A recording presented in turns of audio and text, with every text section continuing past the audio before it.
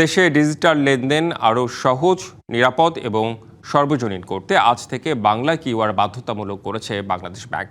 নতুন এই পদ্ধতির ফলে একটি অভিন্ন কিউআর কোড ব্যবহার করেই ব্যাংক বা মোবাইলে যে কোনো মাধ্যম থেকে অর্থ লেনদেন করা যাবে।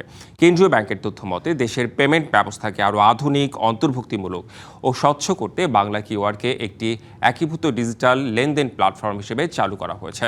এর ফলে শপিং মল, সুপার শপ, ছোট দোকান কিংবা ফুটপাতের ব্যবসায়ী সবাই একই ধরনের কিউআর কোড ব্যবহার করে ডিজিটাল পেমেন্ট গ্রহণ করতে পারবেন।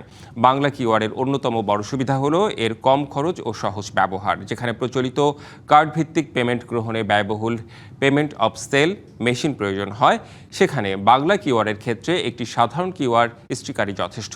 ফলে আধুনিক টাকা ছাড়া লেনদেনের আওতায় আসবে বড় থেকে শুরু করে ক্ষুদ্র ব্যবসায়ীরাও।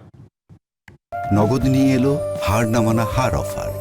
সর্বনিম্ন 10,000 টাকা রেমিটেন্স নগদে পাঠালে থাকছে স্বর্ণের হার জেতার সুযোগ।